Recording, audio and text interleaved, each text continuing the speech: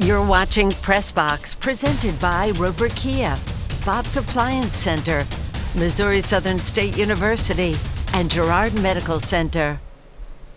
Welcome into Week 4 of Press Box in the KOAM studio. I'm Sports Director Ryan Blank alongside Ben McLeish. The early season jitters are out of the way. We're now in the thick of the regular season, whether it's Week 5 for our Missouri and Oklahoma teams or Week 4 for our Kansas squads and Ben's. We're starting to see some teams establish themselves as contenders. Any teams that come to mind for you?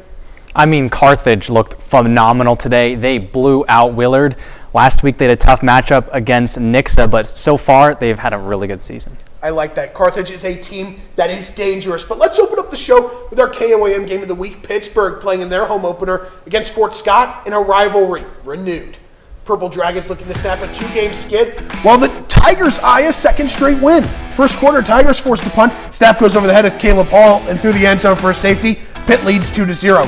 Ensuing Dragons drive, second and long. Jamarcus Davis looking downfield. He finds Malachi Meadows, who makes the leaping grab over the defender for the big gain. And that would help set up a goal-to-go situation with Pitt, giving it to Malcolm Riley, who punches it in from 3 yards out. Dragons lead 9-0.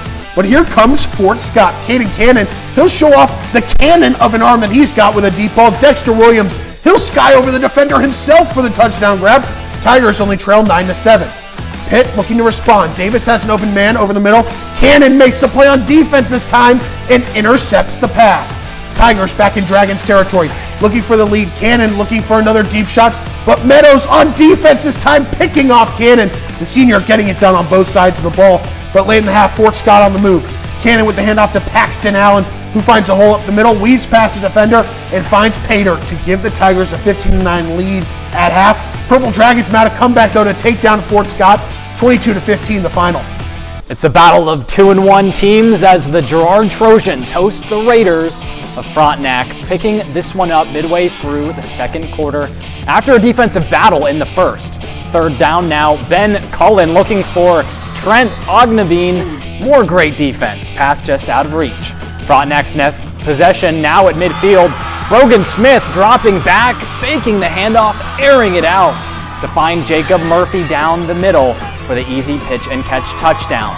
Raiders, Murphy showing off his dancing skills and the Heisman pose, but that would cost the Raiders 15 yards, 7-zip Raiders. Girard now on offense in Raider territory. Cullen looking for Corbin Brown. There's the Raider D again, making the stop. Frontenac back on offense now. Kane Magilde with the handoff, getting a nice gain here down to the Trojan 11. 3 plays later, Brogan Smith decides to call his own number, punching himself through the Raiders defense. That would put them up 14-0 at this point as the Raiders improve to a 3-1 win. 3-1 with a 35-7 win. Parsons Zion bounced back when at home against 2-1 Baxter Springs. Parsons gets the ball to start. Andrew Houck rolls out to pass, but Caleb Grant of Baxter Springs deflects the pass in the arms of his teammate Isaiah Main for the pick. Lions waste no time getting down the field, scoring. Quarterback Cole Parrish gives it to Bradley Wade, who makes his way to the end zone for the Baxter Springs score. After a Vikings fumble, Main throws it out to the left side to Parrish, but Parsons Dakari Jones knocks the ball out of his hands. The fumble is recovered by Andre Ford. On the next play for the Vikings, Chandler Henson takes the handoff, breaks 3 tackles, getting into the secondary, dodges one last defender, and he goes into the end zone for the house call. Vikings score on the play. Parsons gets the ball back. Who else are they going to go to? It's the obvious answer. Henson, once again, he'll break free. This time, 49 yards for the touchdown. Over 400 total yards on the day, 5 touchdowns for Henson. But look at this 2-point conversion. Houck, he's going to hit it off to Jones. But when Jones realizes he's getting stopped, he's going to get it to his man, Connor Largent, and he will score the 2-point conversion to make it 14-7. Chandler Henson and the Vikings run wild, taking this one 34-14. Columbus at home for the second straight week, welcoming in Neodesha. Neodesha with the ball first. Tate Leck with the quick pass to Cameron White. White breaks a tackle and hits the Jets to become a blue streak into the end zone. Dodging one more defender on the way, Neodesha takes the early 7-0 lead. The Titans are looking to respond on the kickoff. Jaden Dole picks up the ball, follows his blockers before bursting down the middle, managing to stay upright. It's Dole against everyone. Dole sets Columbus up in the red zone after the 90-yard effort. The Blue Streaks are back on offense. Tate Leck drops back to pass. He finds an open Jaden Huckabee, puts a man in the dirt before trotting into the end zone to build a convincing 14-0 Neodesha lead. Columbus needing to gain some momentum. We'll look to senior quarterback Jet Tanner, who fires one pass midfield to Jaden Rodriguez to gain a crucial Titans first down. Bruce Streaks will take a win on the road, 20-7. The Erie Red Devils returning home for a battle against Jayhawk Lynn. Jayhawk Lynn sets the mood quickly with a strong run from Trevor Brown back before he's tackled by Erie's Quincy Brown. Jayhawks continue to gain ground. They're sticking with that run game. This time it's going to be Reed Cruel, but Erie not giving up. Quincy Brown, once again, he's there for the takedown. But it's not enough. Trevor Brown back, he'll fight his way into the end zone on this play, getting the Jayhawks off to an early lead, 8-0. Erie is ready to fight back. Quincy Brown, he's going to battle his way, nearly making it to the end zone on this play before being brought down by multiple Jayhawks. But a failed snap on the next play loses all that hard-earned ground in a critical moment for Erie as they lose a lot of ground. Still in the red zone, though. Erie's going to find the Jayhawks in the end zone, giving the Jayhawks an even bigger lead over the Red Devils, 10-0. Jayhawk Lynn goes on to win 42-6 over Erie. St. Paul coming off a tough loss to Gates Center, battling Colony Crest. It's a close game at the start of the second half with St. Paul down 26-28. Ready to set the tone, strong early run from the Indians' Breck Norris gives St. Paul the momentum they need. Devin Vogel runs it into the end zone.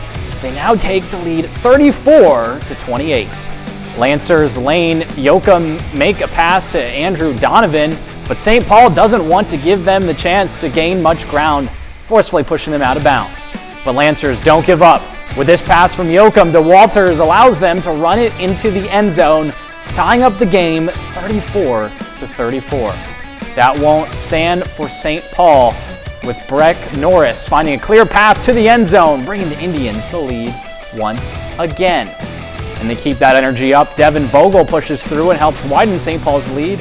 This one's no longer a close game. The Indians dominate the Lancers, taking them down 72-54. After back-to-back road matchups, the Northeast Vikings are back at home against Central Burden.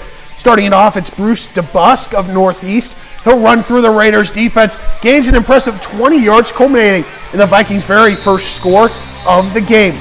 Then in the first half, Jackson Payne, he'll connect on a pass that appears destined for a touchdown, but Braden Nelsh throws his weight around for the interception, halting their momentum. With the Raiders gaining possession now, Trayton Haffenstein's run falls short of expectations and he'll fumble. Tegan Mitchell quickly recovers the ball to give Northeast an advantage. Later on, Jackson Payne once again, he'll toss the ball to his man. He's got Tegan Mitchell, who makes no mistake, dashing all the way downfield to register another Vikings touchdown. Later in the game, Havenstein, he'll hurl this one towards his man Ethan Ferguson, clinching Central Burden's first touchdown to keep them in this one as they continue to fight back. Central Burden continues to apply that pressure. Havenstein attempts a pass, but Justin Buse leaps, barely catches the ball, and he will intercept it. Busy night of action in the Sunflower State, though. And that game, we don't have the final score, but it's 20-6 Northeast at half last time we saw. We had it all tonight, Ben. High-profile matchups. We had rivalries, but we're just getting started on Press Box. When we return, it's Week 5 in Missouri for teams like Carthage, who you mentioned earlier, Webb City, and then also Liberal in action. So make sure to stay tuned. But first, some scores from around the region.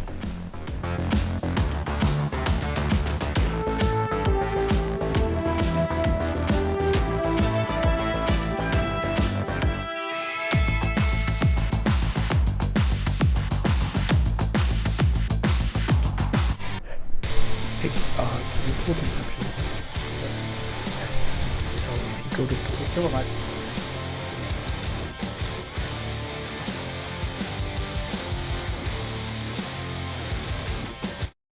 Welcome back to Press Box. We've covered a jam-packed night on the gridiron for Week 4 in Kansas, but let's shift gears to Week 5 in Missouri, kicking off with Carthage, who's coming off their first loss of the season last week to Nixa. Tigers returning to David Hafner Stadium with a matchup against Willard for homecoming. Carthage is at the goal line on its first offensive drive. Zane Browning receives the snap, takes it himself into the end zone for the Tigers' first score of the day. And that's a 7-0 lead for Carthage. Perfect start for the Tigers in this one. Next possession for Willard. They're going to look to get some response going. Second down, Tyler Davis steps up. He'll roll to his right, but Jordan Bruner chases him down for the sack. Very next play, it's going to be third down for Willard. Davis steps up in the pocket again, and it may be deja vu, folks. Jordan Bruner again coming through for the sack, taking over the game on defense for the Tigers. Now still have some great field possession. The Carthage offense this time on this go-around. They're back down at the goal line again, and it's Browning again taking it himself for the score. Carthage leads 14-0. Browning would go on to score 3 more touchdowns en route to the 59-14 Tiger victory.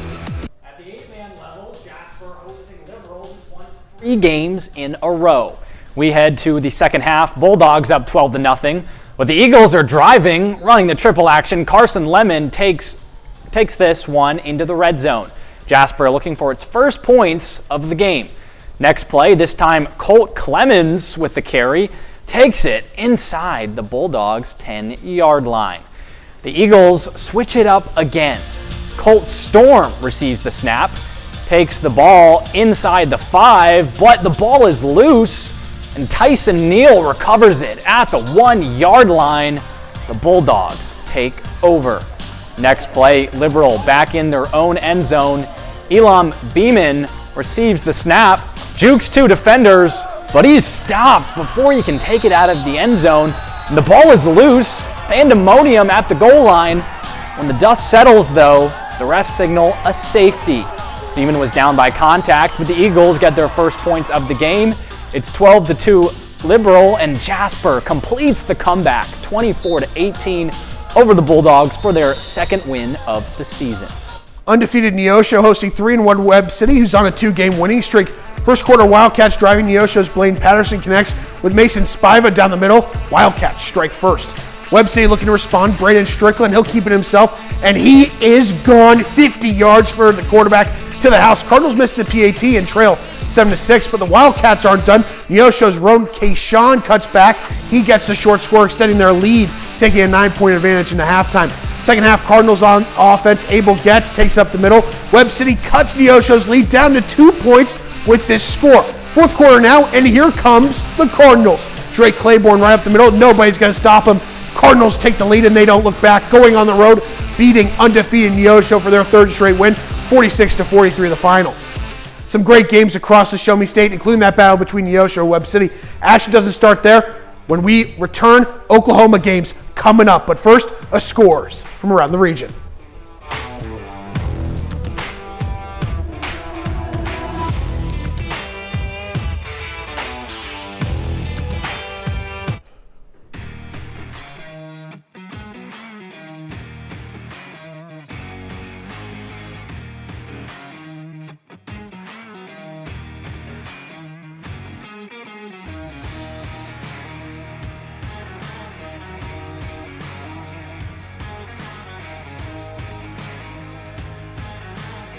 Welcome back to Press Box. We've gone through Kansas and Missouri games, but don't you worry, we didn't forget about Oklahoma as teams competed in Week 5 of their regular season.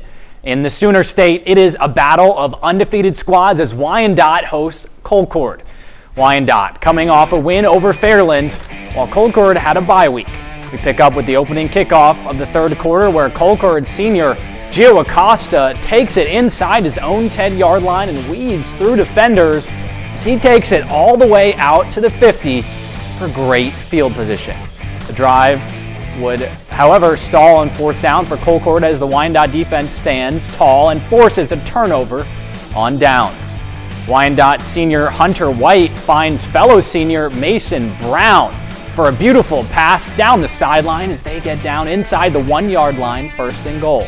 2 plays later, Mason Brown calls his own number for the 1-yard run as Wyandotte takes the 21-14 lead after the point after. After a Concord punt, Wyandotte has it at their own 37-yard line, but not for long as Mason Brown finds Avery Laughlin behind the defense for a 54-yard pass play to help set up a field goal. Wyandotte ahead 24-14 in the third. The Bears would continue to control the second half as they stay undefeated, 38-14. The Battle of the Bell. First drive for Blue Jacket, and it's a forced fumble by Welch's junior Colton Moss. Blue Jacket would recover, but they would lose 5 yards on the play. Very next play for Blue Jacket, quarterback Colton Cochran rolls out to the left, fires a pass to senior wide receiver Clayton Moss for a big gain down to the 6-yard line. It's 1st and goal. And it only will take one more play for the game's first score, as it's Gavin Nair running it up the middle for the easy score, 6-0 Blue Jacket.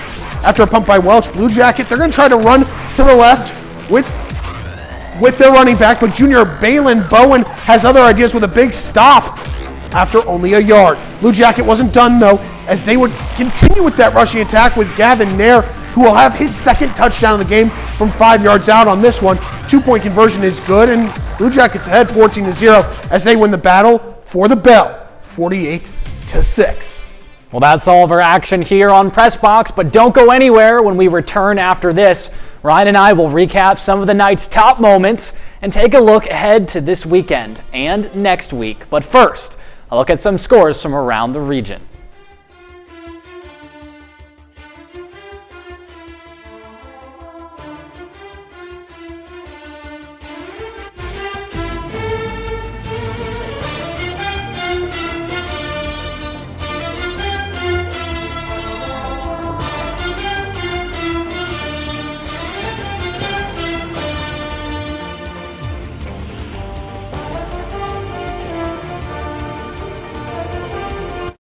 Welcome back to Press Box. It's been another fun week of action on the gridiron across our 4-state region. But before we get out of here, let's recap some of the top moments from tonight and preview what's coming up. Ben, get us started with your first takeaway from tonight. The Carthage offense is playing like one of the best in the entire state, putting up 59 points in just the first half against Willard tonight, led by Zane Browning's 5 touchdowns. I'm going to go with the Purple Dragons of Pittsburgh, snapping a 2-game skid with a come-from-behind win against Fort Scott. You have guys like Malcolm Riley, who had 2 touchdowns, Malachi Meadows with a pair of interceptions as well. Big win for the Dragons to get back to 2-2. Hey, what about the Parsons Vikings? They have one dangerous rushing attack led by a youthful offensive line and senior star running back Chandler Henson as the Vikings take down Baxter Springs. Now it's time for the performance of the week. Let us know who you think had the best performance tonight by heading to KOAMnews.com/vote. Your first option is Malachi Meadows of Pittsburgh, doing it all for the Purple Dragons with big-time catches on offense. You saw that leaping catch earlier and 2 interceptions on defense, including the game-sealing pick. Well, I'm going with Carthage's Zane Browning, who had 5 touchdowns in just the first half, with 4 on the ground and a deep ball passing touchdown. He is the definition of dual threat. You might have one-upped me there on this one, but I'm going to one-up you for our last option here with Chandler Henson, putting up, I think, one of the greatest stat lines I've ever seen. 445 total yards, 5 touchdowns, and Parsons wins over Baxter Springs. If that's player of the week, it's got to be. Well, that's pretty darn impressive, but let's look ahead to next week. It's a rivalry renewed between Nevada and Lamar in the latest chapter of the battle for the Silver Tiger. I've had this one circled on my calendar for a while. That's a good one. That's going to be a great game. And I'm going to stay in the Show Me State, but Joplin returns home to host Carthage. We talked about that offense earlier. Tigers beat the Eagles in overtime last year. They have won 4 of the last 5 matchups against Joplin. I've got some high hopes for that one. Well, let's go over to the Sunflower State as Pittsburgh will play at Hutch Field for the second straight week, hosting Paola. The Purple Dragons looking for their 3rd win in 4 years against the Panthers. Let's look ahead to Saturday. The Pitt State Gorillas have won back-to-back games in comeback fashion after defeating Grand Valley State and Fort Hays State at home. This week, the Gorillas look to get above 500 against Emporia State. PSU defense, they've answered the call week after week to start the year, and Saturday won't be any different. The Hornets, they have a fast, up-tempo offense, so the defense has another tough challenge ahead. The offense has come through together, and it's come together as the season's gone on. Big drives and gotta-have-it situations. Gonna need more of that tomorrow and on Saturday. Kickoff, 1 p.m. from Welch Stadium in Emporia. The Lions of Missouri Southern are coming off their first loss of the season after falling at home to Northwest Missouri State last week. MSSU has their sights set on a bounce-back win, but it won't come easy on the road against Central Missouri, whose offense averages 27 points per game. The key will be their defense that has taken on a bend but don't break attitude. Head coach Atiba Bradley says that opponents can get yards, but not points. and this defensive unit makes it tough. Kickoff is set for Saturday at 1 p.m. from Walton Stadium in Warrensburg. The Kansas City Chiefs, they're in the win column finally after defeating the Giants on Sunday Night Football last week. But it doesn't get any easier on Sunday. The Ravens come to town. It's crazy to think, but after this game, one of these teams will be 1-3 on the season. Good news for KC, though. Xavier Worthy, he's been cleared, and he will be back playing for the first time since getting injured week 1 against the Chargers. Hopefully his return will spark an offense that hasn't looked like themselves so far to start the year. Kickoff Sunday at 3:25 from Arrowhead. And while we're talking pigskin, don't forget to enter for your chance to win some Kansas City Chiefs tickets. The Arvest Pigskin Sweepstakes is going on now through September 28th. Scan the code for rules or head to koamnewsnow.com/pigskin. To enter, it's kind of like a game of hide and seek. Seek out the Arvest helmet in our pigskin preview, click it, and enter. Time is running out, so make sure to enter for your chance to root on the Chiefs at Arrowhead Stadium. The tickets are for Chiefs versus Raiders game on October 19th. That'll do it for week 4 of Press Box for us. As we go week by week and get more acclimated to the football scene around the 4 states area, at least for both of us in our first year, the more and more I love the energy and the atmosphere here for high school football. Really quick, Ben, what's your favorite game from tonight? Well, I was at a Carthage game for the second time this year. Their offense is so fun to watch, led by Zane Browning. It's great football. I'm going to go with Webb City and their big win over Neosho. That's it for us from the KOM studio. We'll see you same time, same place next week.